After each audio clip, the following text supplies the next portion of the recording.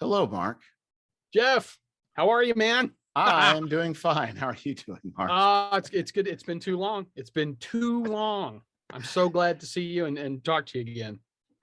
Yeah, I know. It's been I think you've got a lot going on. I've had a lot going on. It's just life is kind of nuts. Being an adult sucks. Yeah, I need a summer vacation. I need a spring break. My daughter's finding that out. She thinks maybe she moved out a little bit early. Yeah. As the bills start coming in, oh, car repair. What? All of a sudden, yeah, you're 32 years old and going, why?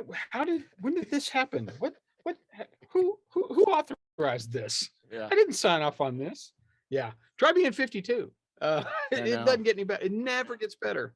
So, but yes, it's good to be here. Thank you for having me back on. Always a pleasure to talk to you. Well, the reason is it appears to me that you have crime in your heart. There's larceny. You are you are a man that seems to have a strong interest in larceny and other forms of criminal activity. Yes, exactly. I'm not afraid to break bad, and I'll teach you how to break bad. That's even worse. Now you're corrupting the morals of the young, I think, is now what happened to Socrates. That's how it goes. Yeah. Next thing you know, they're going to be handing me hemlock and saying, "Drink up." Just got to figure out who your 12 disciples are going to be, or then you have 12 students that were his disciples. Well, I only need 11 because that's evidently the perfect number for a heist. So, oh, there you go. See how I did that? Exactly. See what I did there? That was good. So, what is going on, Mark? What sort of machinations do you have going on, especially for ZineQuest, which is just around the corner? Yes, I have. I've been talking obliquely about a project for some time now, and this year I finally took some steps to sort of move that onto my plate from the back burner. My ZineQuest 4 project is called Ogre's 11, and it is a system neutral set of fantasy heists that you can play in any one of your systems, from any of the OSR stuff, any of the newer things. You can even do it in Morkborg if you want. Yeah, it's really system neutral, as long as your game involves monsters and treasure and has things in it like spells and sorcery and stuff like that. That's what these are perfectly suited for. So Ogre's 11 will be 11 heists detailed in kind of broad terms, but it's going to be catered to the fantasy environment. Locations will be places like temples, and loot is going to be things like rare antiquities and artifacts.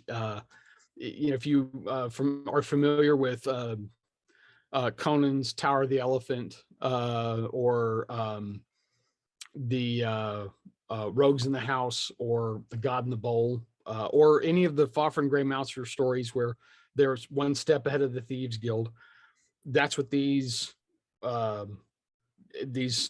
adventures are going to let you do. And they're all designed to be one or maybe two nights, if that. They typically are the things that you can run in a single evening.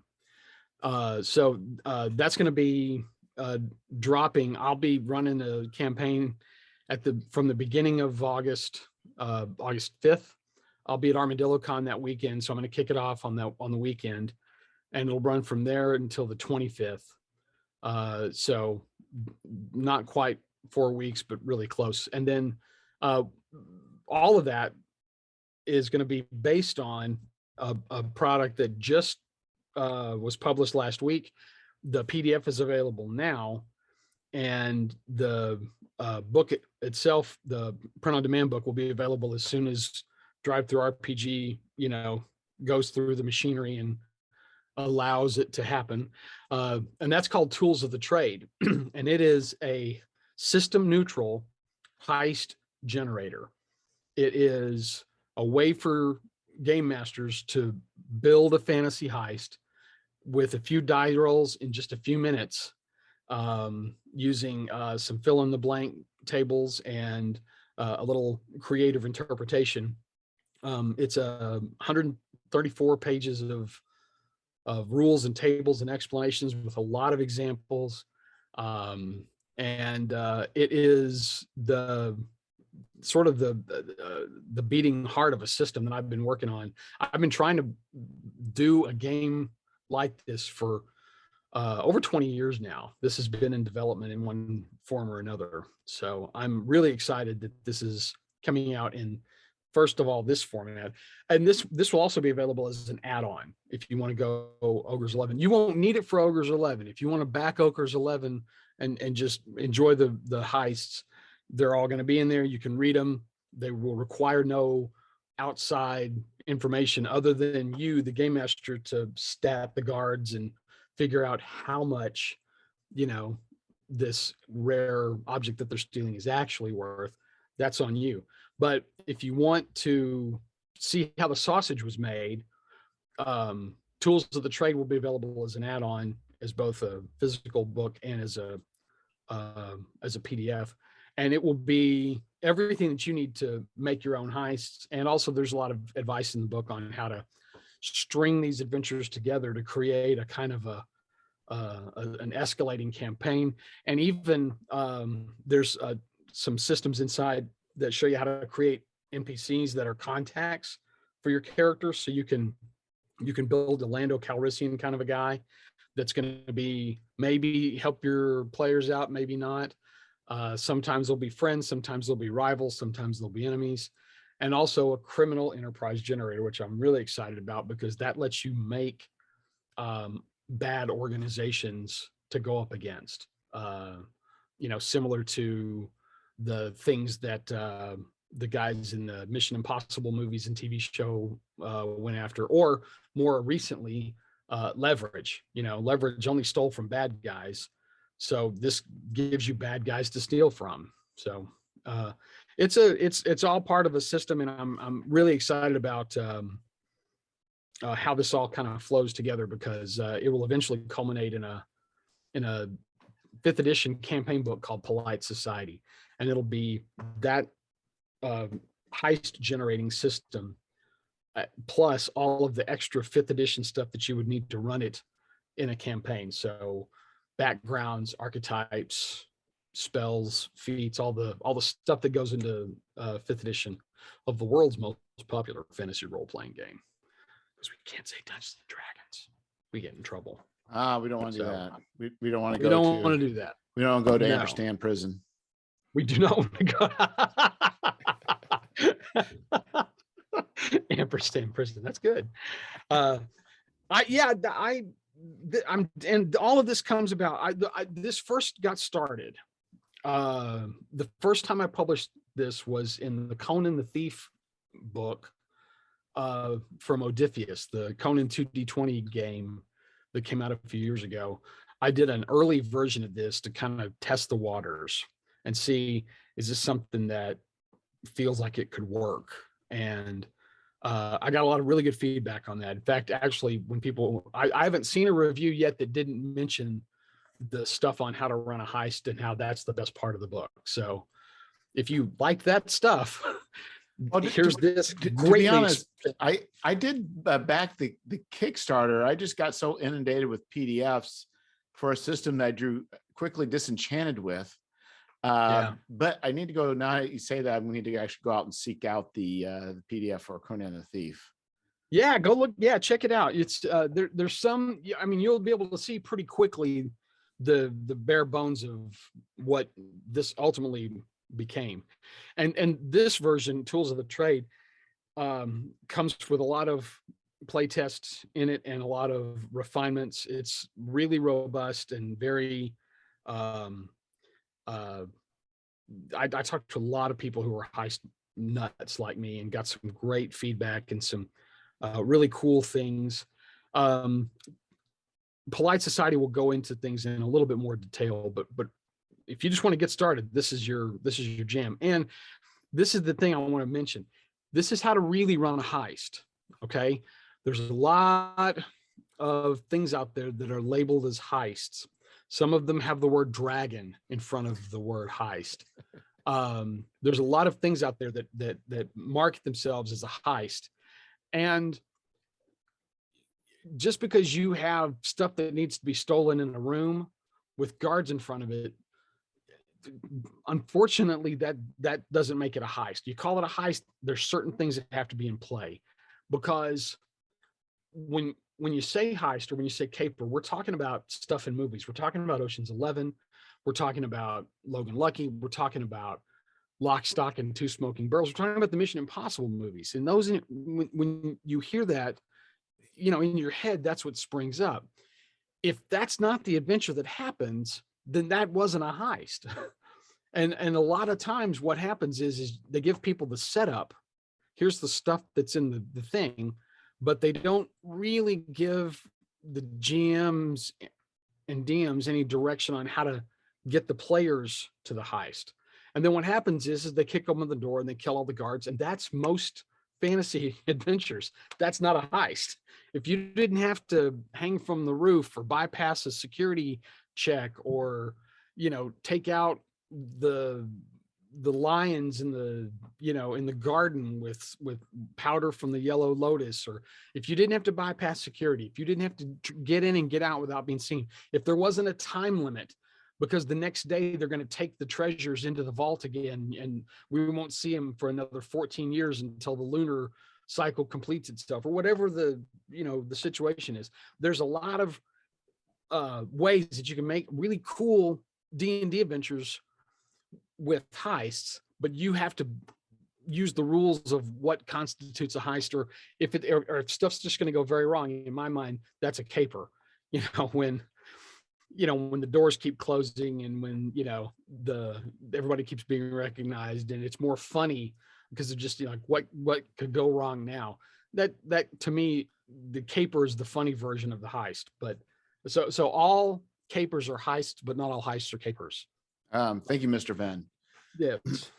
So because I think in general, you're right. I think there have been at least 2 game systems I'm aware of that did tackle the heist, and the one being the Leverage RPG using the Cortex. Yes. And I think their way of handling a lot of this stuff is through flashbacks, right, mechanically. And then the second one would be Blades in the Dark, which also, right. But I think as presented, both of those had mechanics that for this, they were built to do heists. Whereas I think what would be interesting to see is how you handle the, traditional D&D and all its iterations really don't have mechanics that support it. Not that you can't do it, but it's not. It is a turn to Shadowrun. How do you keep it from going to Shadowrun? That's the question. Where it's just everybody just does all this planning and they end up just blowing everything up. Well, and that's sort of the you have to basically bake that into your game as a GM. You have to say, okay, look, you're going to need to research this because you don't know anything about the building, you don't know anything about the guards, you don't know anything about all this, but you can learn it, you can find it out. And by structuring those fact-finding sessions, like, hey, you can do one thing a day. What do you want to do? Do you want to stake out the house? Do you want to go to the Hall of Records and try to look up the building blueprints? All the stuff that you would do in a heist movie, you can do in a fantasy game. The outcome's different, and you're, instead of technology, you're dealing with magic. But I would gently suggest that some of the technology in Mission Impossible is pretty much magic anyways. Right. So, then what you're left with is if the only thing you're having to sort of make an allowance for is that flashback mechanism, that only really happens, okay, in certain types of heists where there's a double cross or sometimes a triple cross. There's a lot of heists a lot of caper fiction. The Richard Stark Parker novels are a great example where there is no flashback at all.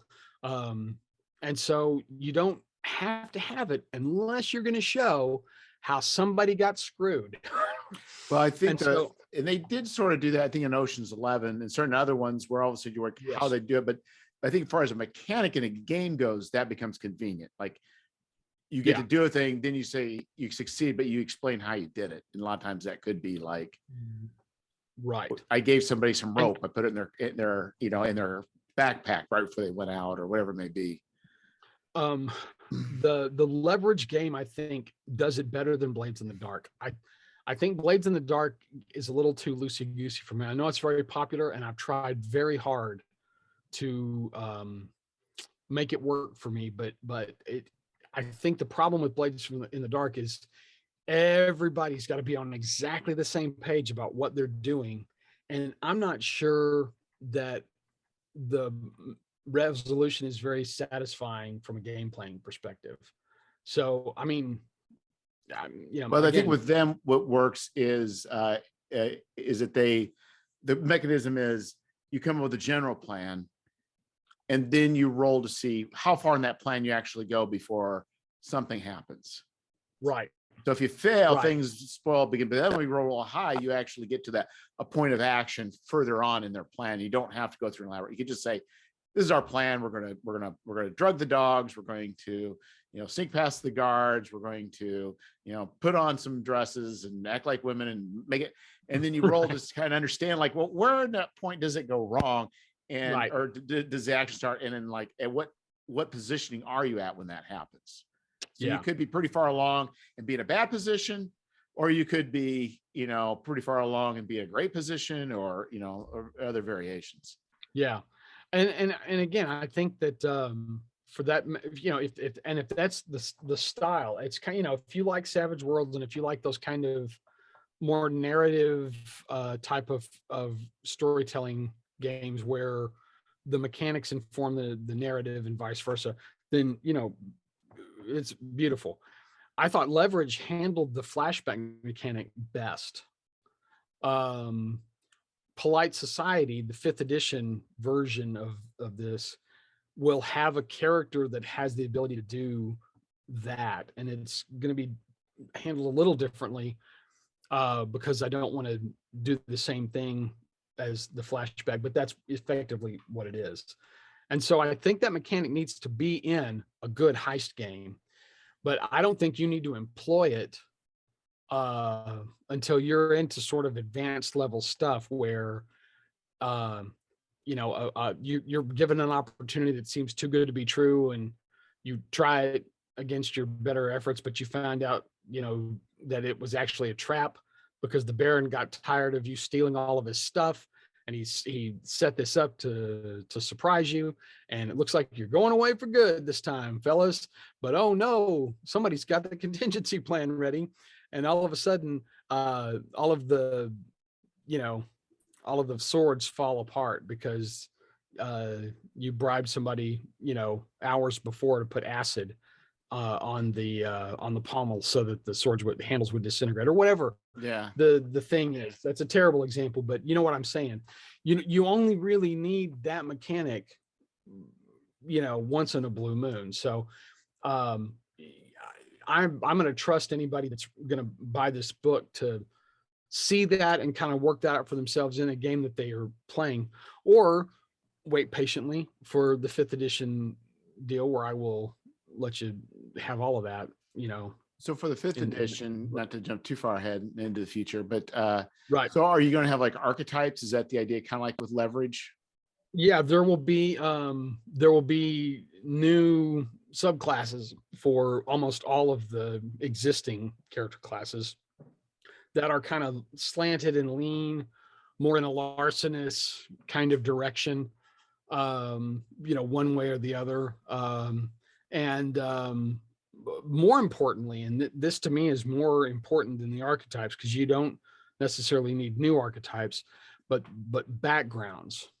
There's going to be 20 new backgrounds in Polite Society that are much more designed towards giving characters reasons for having been around a life of crime, or what would make that something that would be very easy for them to do, and also give them a lot more personal connections to um, the criminal underworld, people who are kind of shady, or being put in situations that sort of force them into that lower echelon of society, where they can have more opportunities to perfect those rarefied skills, such as climbing walls and hiding without being seen and stuff like that. So those backgrounds I feel are going to be sort of essential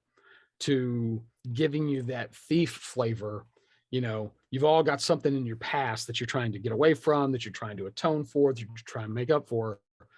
I got a job that puts everybody right. If we do it right, there's enough gold here for all of us to get out from under our problems. It's going to be dangerous. There's going to be some complications, but if you're in it, we'll all do this together. And so that's sort of the gist. You get to play these gentlemen thieves who, you're either in it for the action, the excitement, or you've got a good reason for doing what you do. Whether it's going to be a Robin Hood type of character, or just someone who likes to balance the scales on their own a little bit. I think Dungeons and Dragons currently is sort of set up for those types of heroes, and polite society sort of takes advantage of that. But again, the heart of it's going to be the heist. It's going to be, you can play other things, and you should, to sort of, spread things out. But the big money making jobs are going to be, heists, people coming to you and saying, hey, I heard you steal things for people. Well, my brother has the family dagger and he's not supposed to have it, and I want you to steal it back from him. There's just one problem. He's a werewolf, and you're going to have to try and get it from him without, dying horribly, or, whatever the thing is. You can make up your own, but I think that the randomly rolled heists allow you to sort of get out of your own head and make weird, cool connections that you otherwise would make. I mean, like any good random generator, you go, well, how do those two things fit together? Oh, like that. Yeah, and I think you're right. And the complications maybe, is not only do you have to get it, without him noticing, but maybe it's, you also have to like replace it, whatever, with something else. It's not just a simple smash and grab. It's like, well, wait, no. There are other concerns. Yeah, you might have to replace it with a duplicate. One of my favorites on the list is, and the way I've got it set up is, if you want to like just do basic heist, very simple things initially, don't roll a d20 on the tables, roll a d6 or a d8. There's, all the tables are built so that the more complicated stuff, is on the bottom. And so if you roll a d6 for all of your stuff initially, you're going to get a very elementary heist without a lot of extra stuff and not a lot of complications. But by the time you get into kind of that intermediate to like higher level stuff, one of my favorite ones on there on the hitches table is not a what, but a who. That precious jewel that you've been hired to steal, it's not a jewel. It's somebody's daughter. Her name's Jewel. And her name is Jewel, right? Or whatever. Yeah. Her name's Amethyst. Ruby. Ruby. That's right. All those 1950s stripper names. Yeah, exactly. Those burlesque dancer names that are gemstones, but they're also kind of loose women with red hair. Yeah. So I love that idea, and that's a thing that you don't see a lot of times in like movies and caper fiction, but it does come up every once in a while. They open the door and, oh, this isn't gold. This is somebody tied up, and now it's a rescue mission, or, we're not stealing the books on the job. We're stealing the bookkeeper, right. So there's a lot of different outcomes baked into the game itself and the books. I'm really proud of it. I'm very reluctant sometimes to sort of toot my own horn, and I'm always happy when people say they like stuff that I've written. This one is one of the ones where I feel like, you know, I've done the Lord's work, because for years I have wanted someone to write this. And a lot of times, a lot of the things that I end up doing are, somebody ought to do that as a book. Anyone? Oh, me. I'm gonna, I'll do it. I guess I'll have to, because nobody else, everybody's like, yeah, someone oughta, Mark. Okay, so that's what I did. I wrote the book that I wanted to use, that I wished had been available 20 years ago. That was the impetus behind this. So, Well, also, um, I think what's interesting is you have I guess we would call it videography and not biography, a bibliography of yes. heists. So I think more than probably, I mean, that's in itself is worth the price of admission. Yeah, thanks. I agree. Yeah, I agree, because there's a lot of there's one of the things that's it's not just fantasy heists. I put regular stuff in there as well, modern day stuff, because you need both. But I think people will be surprised at the number of fantasy books that are out now that are fantasy capers and fantasy heists. It's a thing right now. It's kind of I won't say a subgenre, but uh in the last like 8 to 10 years, there's been a mild proliferation of these kinds of books. And yeah, they're very cool. In fact, the bibliography for the 5th edition book will have more stuff in it, because I was trying to keep it just focused to heists. But for the 5th edition book, since it's going to be kind of campaign advice as well, there will be even more things listed that talk about, what what's good, material for that. Um, yeah, and honestly, I really feel like, I hope that for every person that goes, oh God, I've wanted to do this for a long time, and picks it up and says, oh yeah, I've read all the Richard Starks, I read the Darwin Cook Parker graphic novels, these are great, I can't believe I'm getting to do this. I want people that have never run a heist before to pick it up and go, okay, I feel like I can do this now, which is, I hope people do, because that was really who I kind of wrote this for. I wrote it for somebody that maybe would seen the Ocean's 11 movies, and Out of Sight by Steven Soderbergh, any of the Soderbergh movies. There's only I think everything he's done has been a heist movie except for Sex, Lies, and Videotape, and that probably is a heist in structure, who knows. But people that might have watched, or that might have watched 5 seasons of Leverage and gone, man, I wish I could do this as a D&D game. Well, here you go, buddy. Merry Christmas. Let me know how that works out for you, because you were my target audience. Well, I think it also works in reverse. You're like, somebody could come to new, it's like, I want to do it. They may not have really thought about, a lot of people just watch videos not really thinking about it. Now they can think about it as they go and watch these movies, TV series, or read these books. Yes. And I think it kind of helps to make people think. I think it's very easy for in anything, I think for some people, is to watch something or read something and just enjoy it. But this kind of allows people to say, well, wait a minute. I want to do a heist. Oh, there's this movie. I'm not just watching to be watching. I'm going to actually start paying attention, maybe take some notes. Yep. That's right. That's right. And I think once you kind of get in that mindset, and you look at some of the stuff that they're doing, the Mission Impossible movies are great examples of that. Also, Mission Impossible movies, great examples of failing forward, right? Anytime Ethan, is about to fall off of something, you're like, well, okay, blew that roll, but what happens next? So, but looking at their special gear and equipment and all that, it's very easy to see that those could be translated into spells, potions, and scrolls simply, that you hand to the guy and say, drink this and go climb that wall, or you've got a feather fall down the shaft before the fire wall, literally the wall of fire, turns back on.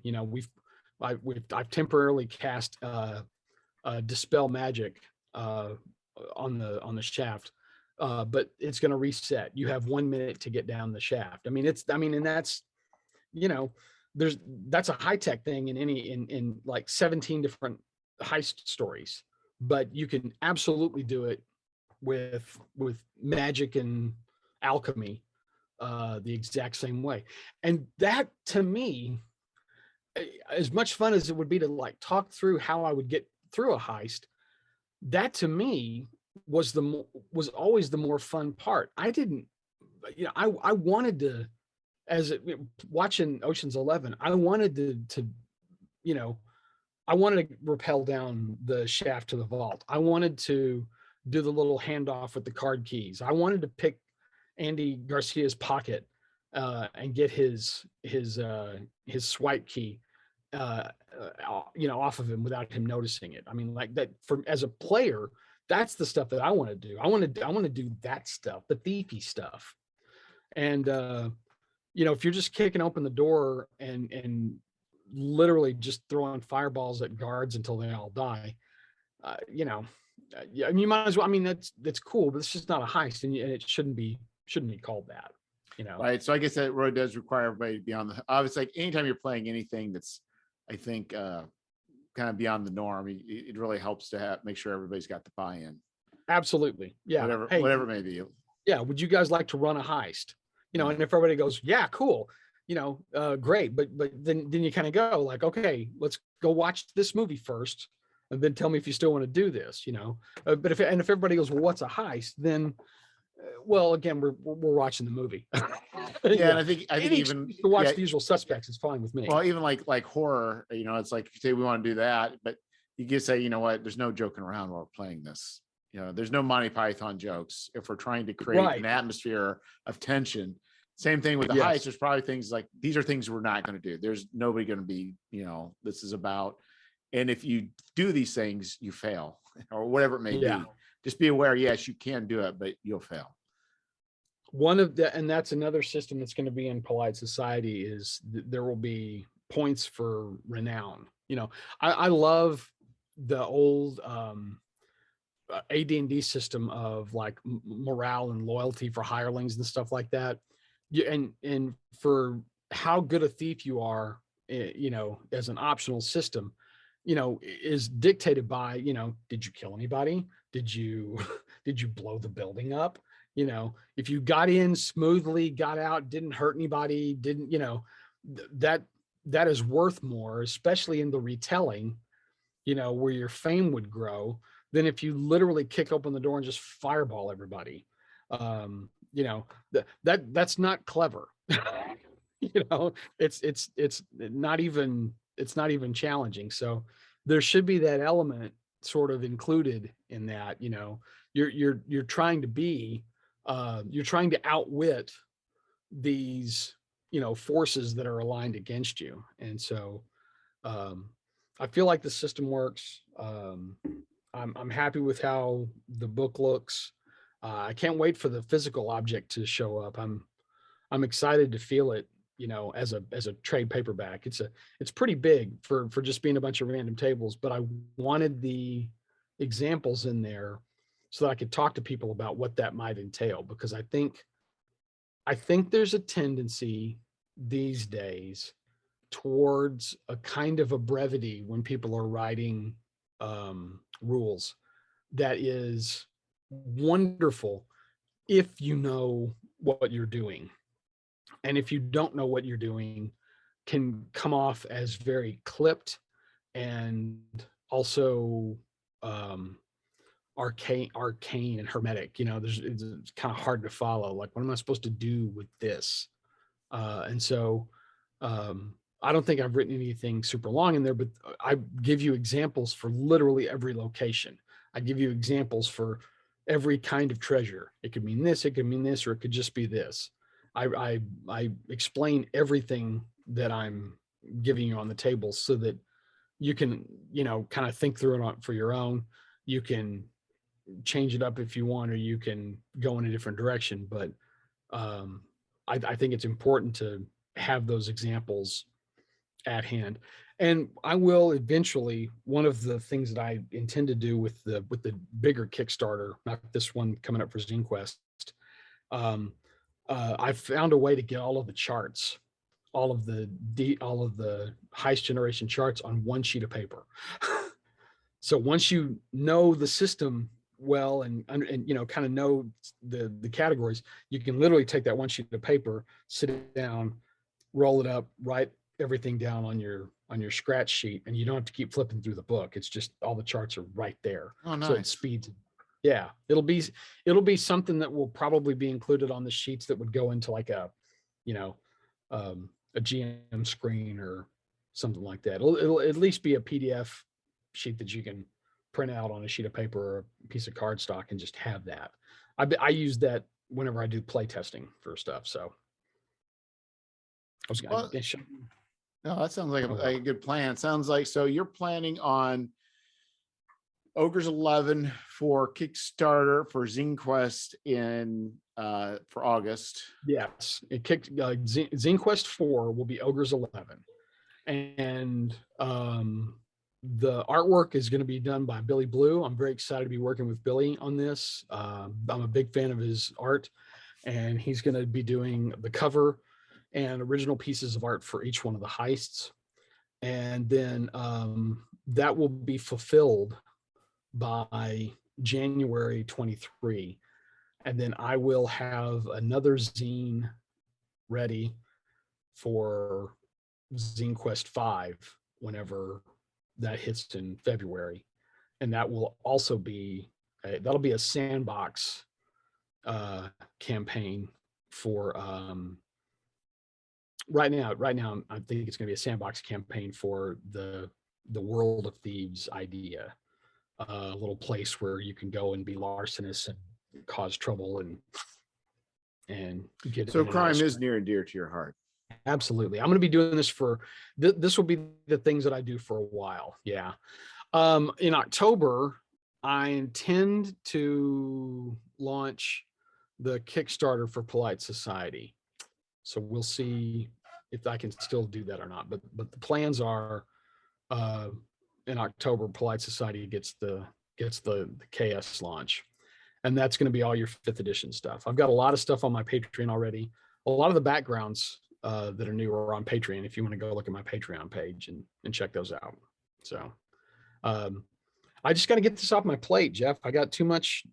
I've been sitting on this for a while, and the Polite Society stuff is 80% written at this point. And so with a 2023 fulfillment date, I am confident that I can come in on time and on budget for all of that. So yeah, on budget is probably the most important. It is. And I'm taking a page out of Kevin Crawford's book. I'm kickstarting for the book, and the more it makes, the more stuff I'll put in it, production wise. Production wise, if it funds over a certain level, more art. If it funds over a certain level, I'll hire somebody to do the layout. And then it won't be my lame layout. It'll be like professionally laid out and, copy edited and typeset and all that good stuff. So I'm confident that if it funds and doesn't fund higher than just my initial asking amount, I can get you a book that you will like, that you can read, that you'll use. It's going to be clean. It's going to be nice. But the more that goes into it, the better it's going to look. Yeah, so, that is definitely the benefit of going that direction. I just want to have almost everything done up front. But right. but the nice thing is that I got a limit to what exactly it is I think it'll fund for, and it can't go extravagant. So it's like, right. Well, that's the deal. The writing is almost completely done, and I've got the means to lay it out. I've already paid for some artwork, and so I'll probably include another small budget in the initial setup for a small amount of artwork and a cover and things like that. So all that will be in there, and will be not too extravagant. It's going to be black and white interiors. I'm not doing a full color thing. I'm not doing a hardcover thing. So there's the way paper prices are, it's depending on what you're doing, that full color interior can be extremely expensive. Yeah. And there's some local people here in Dallas, in the Dallas area that will do it, that Philip Reed recommended. I've not looked into their stuff yet, but I know they've done really good work. I've seen some of their books. Right now I want a goal I can hit and a timeline I can meet, so that the game is out and people can play it. That's what's more important to me than anything. I have an advantage in doing a crime-based world book, that I can use black and white artwork, because that's kind of on brand. So there's no reason to overcomplicate this. I'm pretty much a one-man show at this point. And so the next two Polite Society things after that will be similar in scope. And in fact, the third one's going to be the only one where I'm going to probably ask for more money, because it's going to be a campaign setting. So there'll be maps and stuff like that. But if everybody really likes it and it does really well, then what I can do optionally is take those three things that I've done, put them into one big ass book, reprint it as a deluxe hardcover with all the bells and whistles. But by then, I would know that I have enough support for that. If I don't have enough support for that, if you're doing print on demand, you can get by with it without any risk. It's where you're going outside of print on demand. Right. Right. And so right now I'm staying in my lane. The print on demand stuff can do black and white really well. Lightning Source does good books. I'm not worried about the quality. You have to worry about their cover stock, but I can navigate that. But everything else I think is very doable for the budget that I have. And then again, like I said, if down the road there's enough demand to redo it, in a nicer format, then that's what the Kickstarter is for. If you all want this, then that's great. If not, I got the books out.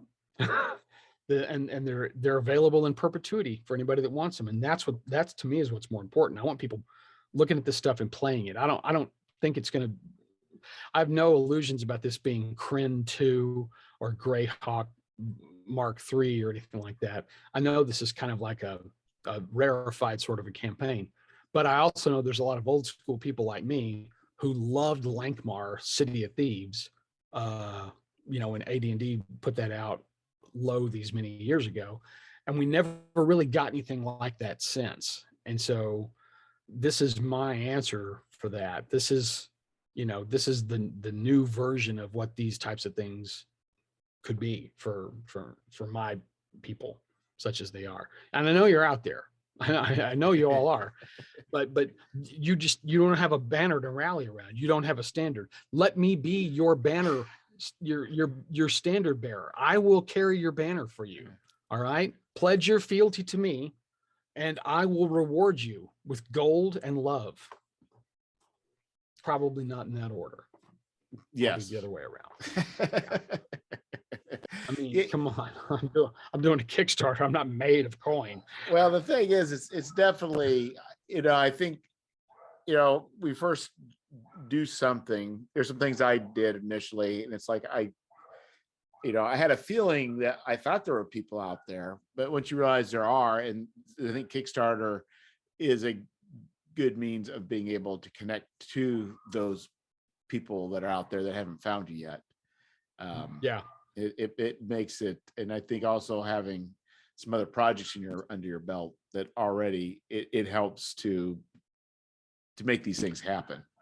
Yeah, definitely. Every little bit helps. That's why I've tried to, help out with people on the RPG Zine group on Facebook. And if anybody, has something that comes up, if I've got room in my schedule for it, I'll absolutely jump in, because I think I do believe a rising tide lifts all boats. I'm a, big believer in that. And the more cool projects that we all see and support and work on together, just the better it all looks. And so, yeah, my vision is real specific, but I feel like in the next 2 years, I can get all this out that I want to get out, and have it be a thing that people hopefully respond favorably. So far, the response has been good. I've gotten good feedback from the people that have already bought the product. So I just need some reviews, and really I'm kind of ready for Kickstarter for ZineQuest 4 to start. I'm ready to get going on that. I've already started working on the campaign, and as soon as Billy gets the cover art done, I'll put that in the campaign and start sending around the links for people to say, hey, what are your thoughts? Give me feedback. I'll send it to you. So yeah, I'm excited. I'm ready to go. Yeah. Yeah, I'm abnormally calm for not being as prepared as I would like. So you'll see what happens when the day hits and I actually have to hit that button and go live. The button you don't want to hit until you're ready to hit the button. Yeah. Oh God. Yeah. I hate that button. I hate that button. They're a little bit more clear about it, even though you still could do it. You think they would still not color it green like every other button, but they would color it like yellow? Something. Yeah. Or when you click on it, throw up that little pop-up. Are you sure you want to do this? Let's explain to you once more what you're doing. You are launching. Put a little rocket ship launching on the circular button. This launches the ship. Yes. Unless you're ready to go into space. Unless you have your vac suit, everything in order, because the ship's going. When you hit that button, that's right. The hatches are closing, ignition, takeoff. You click this and it's War Rocket Ajax. Yeah. Whether you're in the ship or not. That's right. Oh my God. Well, all right. So I'm that's sort of the big news. I don't want to get too far ahead on everything I'm doing for this, but the next 6 months there's going to be a kind of a flurry of criminal activity around here. And I may need to start speaking in code. So just, if I show up acting really weird and wearing a false mustache, they're on to me. Okay? There's nothing like having a mustache and then wearing a false mustache on top of that. Oh, well, right. Yeah. It's in a totally different style. Because, I'm very confused now. What's going on? Yeah. He must be up to something. That's right. Ordinarily, he's got a full mustache, but that's really thin on top. Yeah. Yeah, it's not him. He looks like a French film director now. I don't get it. He's wearing a beret. Oh, maybe we can have Bryce come back. I'm ready. I've got the fez. I saw you got the fez. Berets are just French fezzes. Oh my God. Yeah, it's I've picked up some of those what they call flat top hats while I was over in Northern Ireland. So, oh, cool.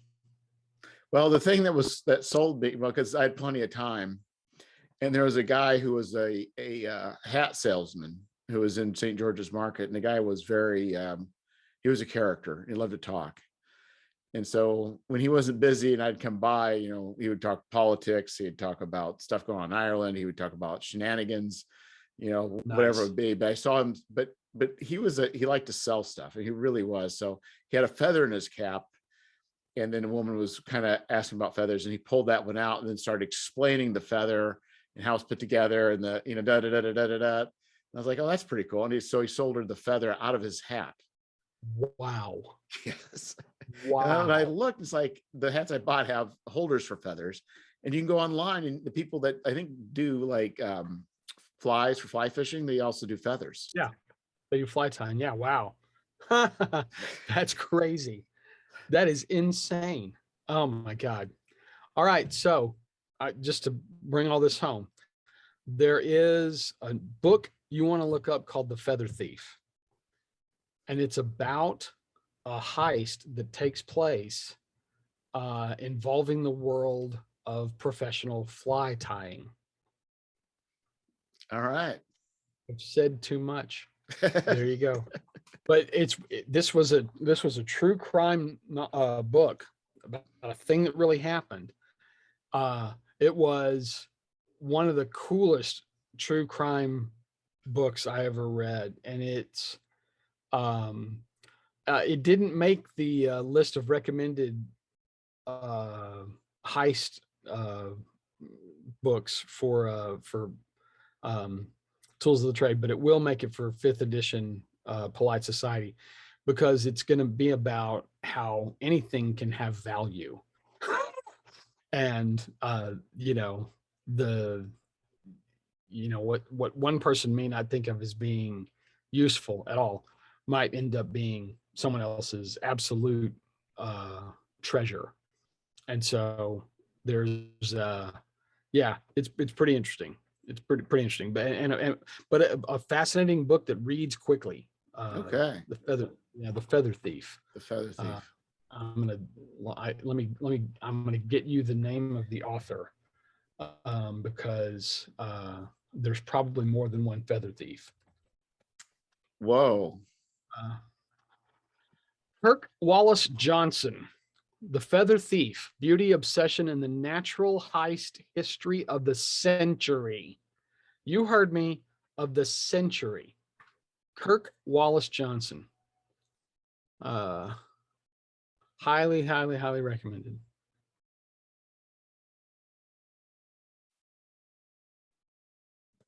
Well, like you said, it's it opens the avenues to all sorts of things. Yep. Everything has a kernel of a story or an idea for an adventure, or something in it, and a lot of inspirational reading out there. So yeah, and you provided a fine list, and there's also like I say, it just was and I think that's probably something I need to do a better job planning my watching, except more recently it just seems like we've been inundated with just series just dropping after drop, and unfortunately I'm ready. Sometimes I'm a little bit more picky than my wife, and I'm ready to drop Obi-Wan after the first episode or second episode, but we'll troop through it. I understand. I'm not, and I won't tell you that it redeems itself, because your mileage will absolutely vary on that. But yeah, I understand your point very well. I do, It had everything going for it, but there's just certain plot elements that just were so patently absurd. It's like way over the top. Key elements, like, why would you send something that's supposed to be so highly secret, unencrypted, that anybody can want? And why do you put secret information in the heads of 10-year-old girls? I'm kind of curious when people in the Star Wars universe are going to start sweeping their equipment for bugs. It just seems like for a civilization that does faster than light travel and laser swords, all you have to do is drop a 1950s KGB bug into a ship or on a droid, or wherever you want, and you can track them all over the galaxy. It's that easy. I mean, you don't even have to screw it in a light bulb. You just stick it on top of something. It's ridiculous. Well, I think the sad part was, it's like, I think everything but those plot elements. If you look at the acting, you look at the budget, the way it was shot, the choreography, everything was dead on. Oh, yeah. It was like, there's these key things were like, I don't understand what you're doing here. Later in the series, when Ben starts to become Obi-Wan again, it put a smile on my face, because I forgot how much I really liked Ewan McGregor as young Obi-Wan. I mean, of the mixed bag, terribly mixed bag that were the three prequels, it wasn't Ewan McGregor that got me down, you know. And so there was a point at which I mean, initially my first thought was, okay, I understand that you can't do anything on Tatooine, so using Leia, about which we have no information for this time period, it's pretty good. That makes sense. But halfway through the show, I thought, this didn't need to be Leia. You didn't have to use any part of the Skywalker dysfunctional family here. You could have just had him being asked to do something, you know, like there's a reason why, and it was almost satisfying. I'll tell you why I think that is. This is spoiler alerts for anybody out there. When Leia in episode 4 says, "Yeah, help us, Obi-Wan, you're our only hope," or whatever she says. Yeah. That ties the end of that ties into that. Yeah. Like he never seen her again. And she realized he's out there somewhere on Tatooine. That's what I think is a reason why they did that. Fair. Okay. Yeah. That's possible. But why they couldn't, when she's gone, call the police, I don't understand that. Well, let me, when you get through with it, we'll have another conversation about it. I'm done. We blast all the way through, but okay. All right. I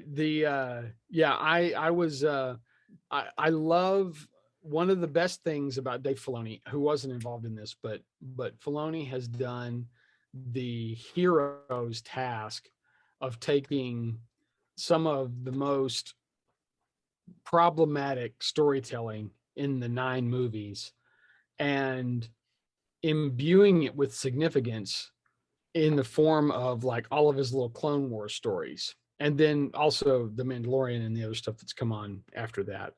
And it's interesting that they're trying to do some of that now with mixed results. I think some of this, like the conversation that those two guys have at that part in the story, it feels like them going, okay, we're going to address the lie that Ben tells. Yes, that's the problem. They try and fix everything. Right. And yeah, I mean, I feel like I don't know. I think that was a problem that we didn't ask to have fixed because we felt like it was already kind of dealt with.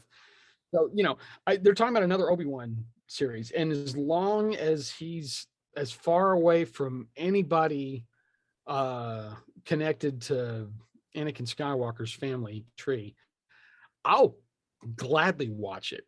I want him to go back and help those people that, you know, that he kind of left because he had to go, you know, save the princess. I want do some more of that.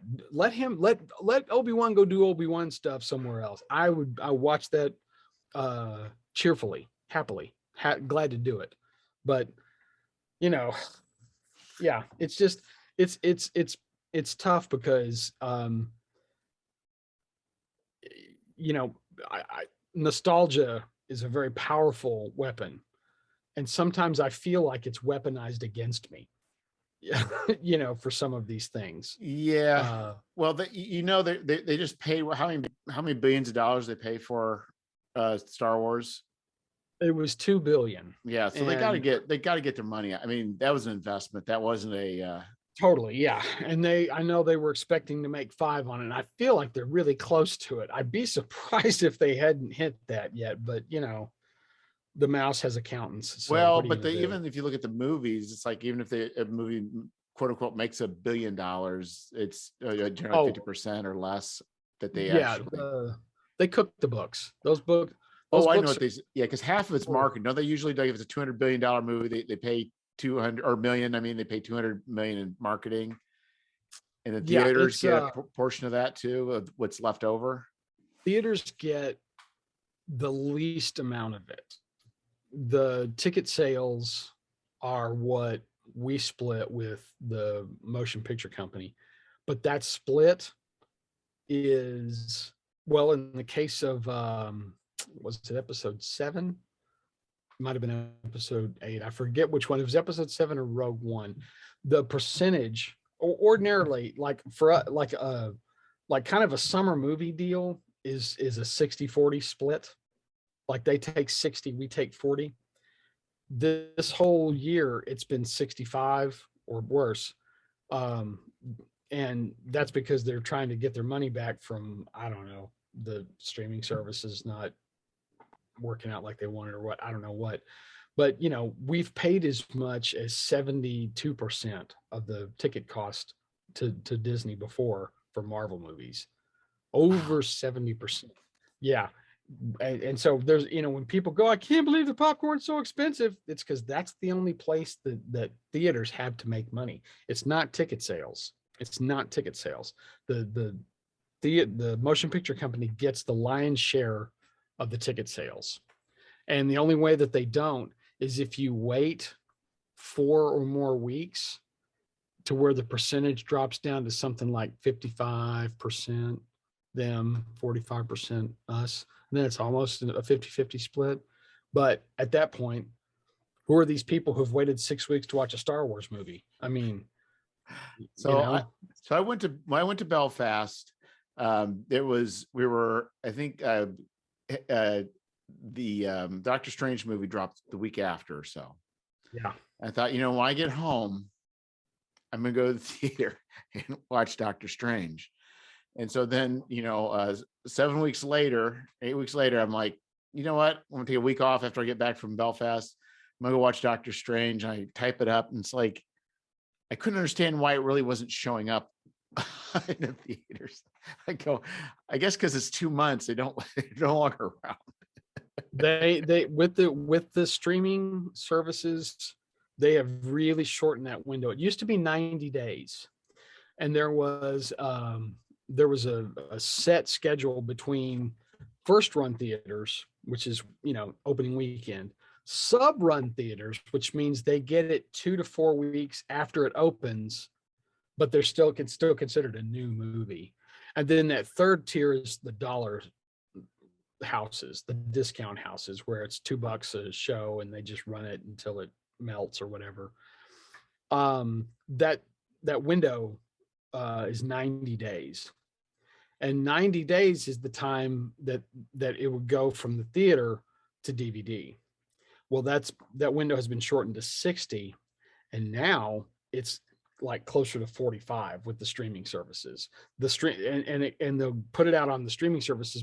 At this point, streaming has supplanted DVD sales, right? Which used to be the big pop of cash, because, you know, 3 months after it you know, first shows up in theaters, it's no longer available in theaters, but you can go buy it at Walmart for $20 and get the DVD Blu-ray combo Hoosie Flupdol with all the bells and whistles.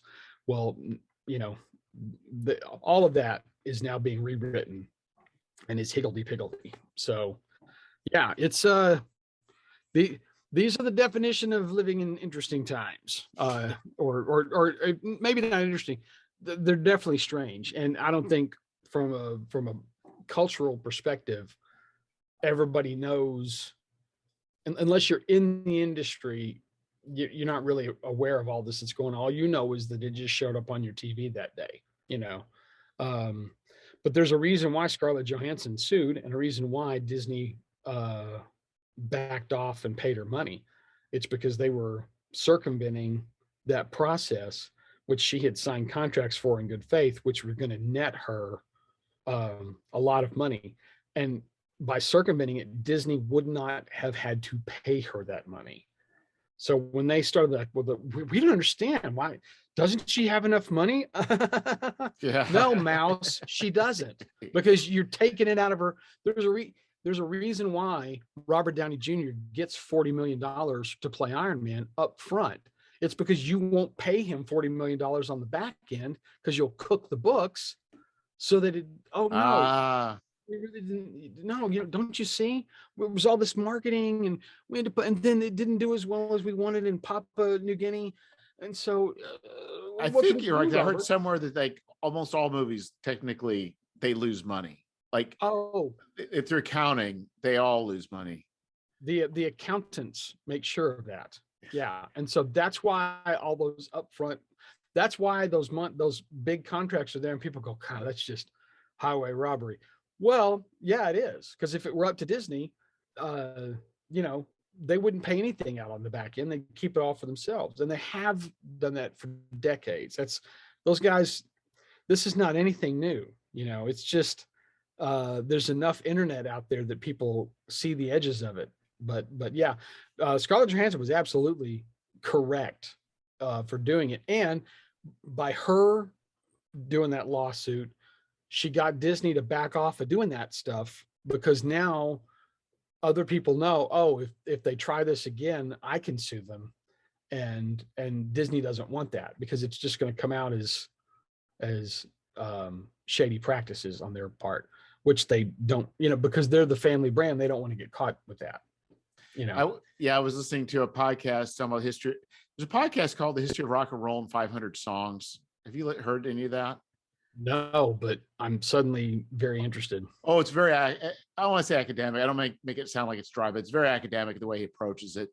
But I can't remember who the short was. It was the Tommy Jane and the Shondells. But like a lot of these acts, they would be tied to a mafia guy.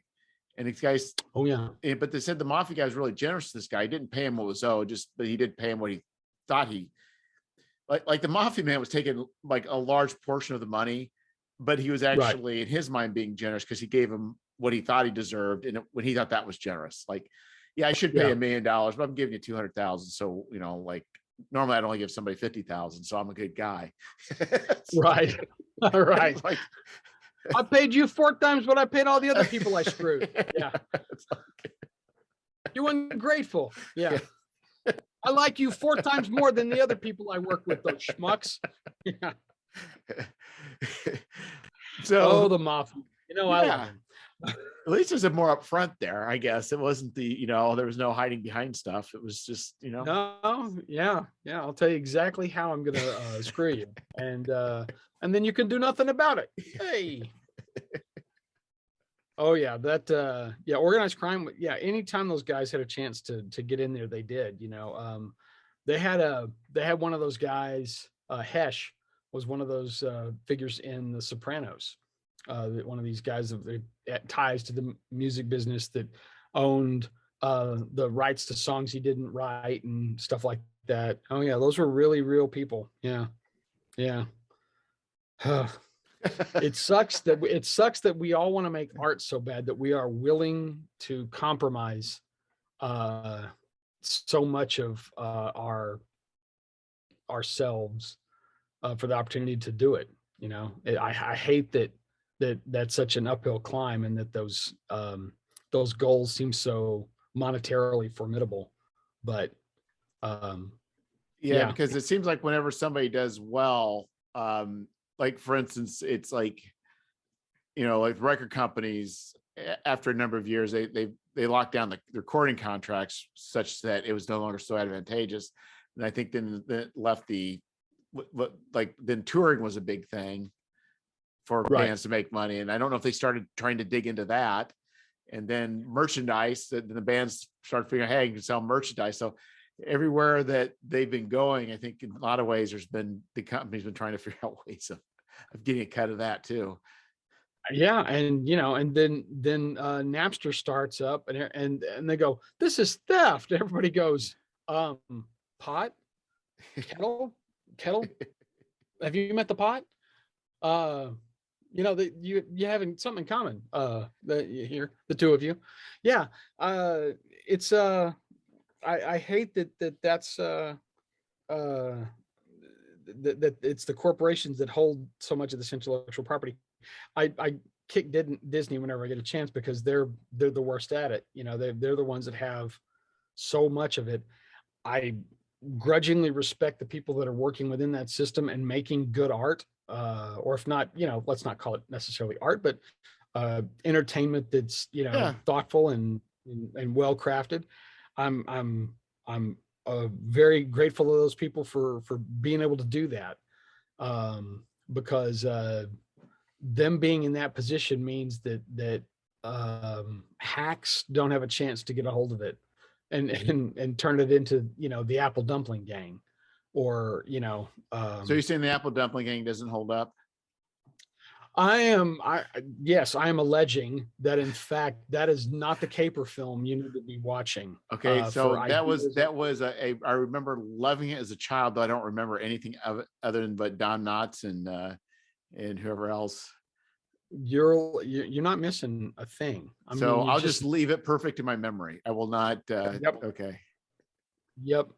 And while you're at it, don't go back and rewatch the $6 Million Man either. Just let that stay pure and pristine in your heart. You cannot unsee some of Oscar Goldman's fashion sense when you in a different context. That's is that fashion sense going to bleed into the art for any of your projects?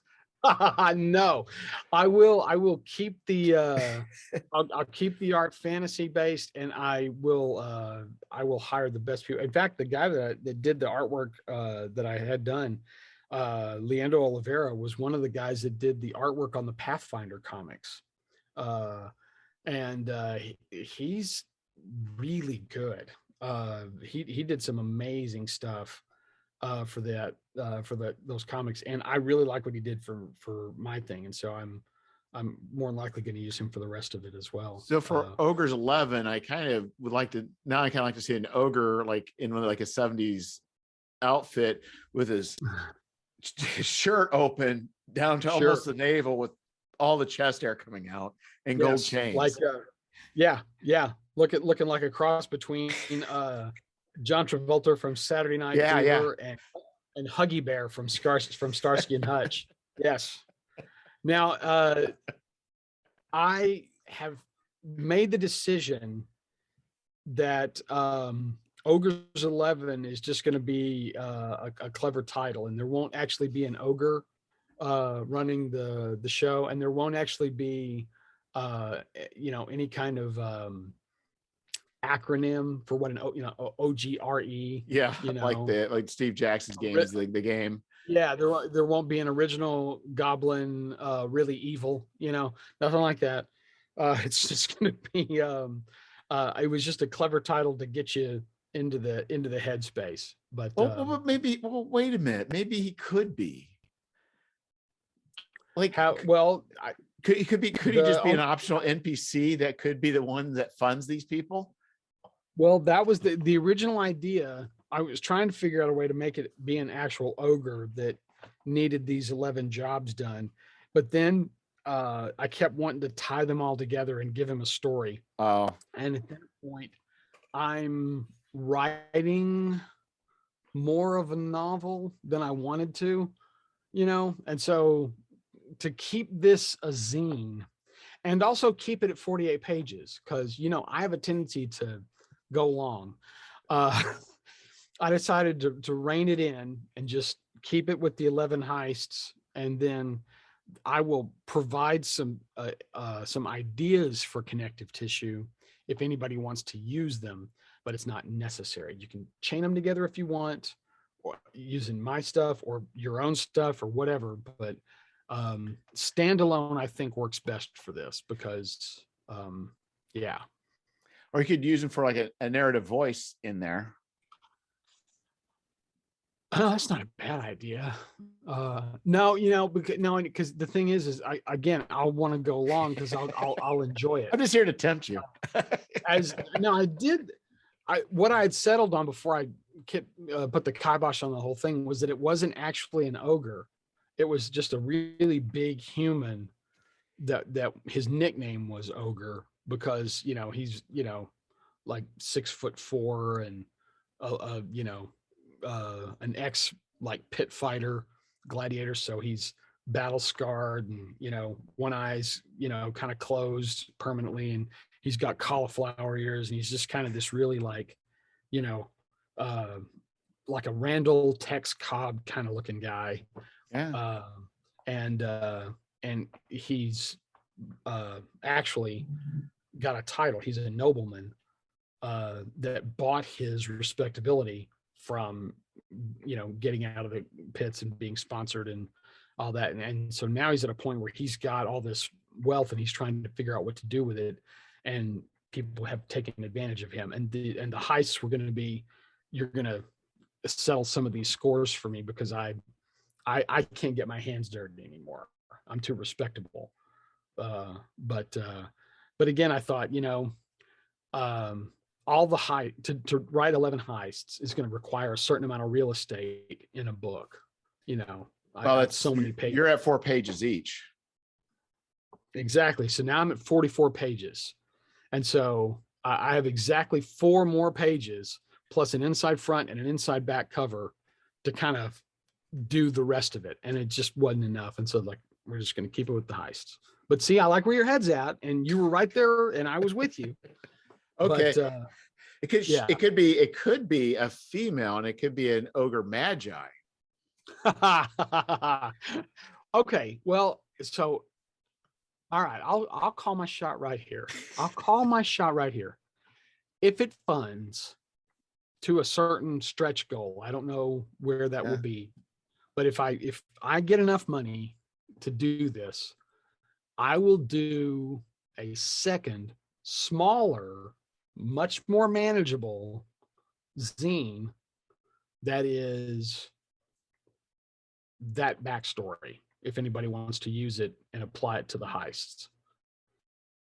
That's what I'll do. That sounds great. I'll as bonus content, if it funds over and I have room and time to do it, then I'll do that. But in what you're initially buying in for are the 11 heists. And you could also do you could also, since you're writing the first 11, of course, I'm just throwing stuff out here. I'm not necessarily seriously just suggesting this, but I'm just throwing things out. So you write the 11 free of any sort of narrative tie, but then you could, with this extra one, say, well, different aspects you could maybe put in there, or say that's in there ties to this. And maybe the last mission is to figure out who, the ogre is. Right. Yeah. There would be there's a lot of different, there's a lot of material for that. Yeah. And see, some of that stuff, in the kind of setup for this, I'll have all that kind of in there anyways. But I just didn't want to get too into the weeds on it because, realistically, just in order to keep it, I want it to be presentable. There may be little tiny maps and stuff like that to sort of go with it. Maybe not.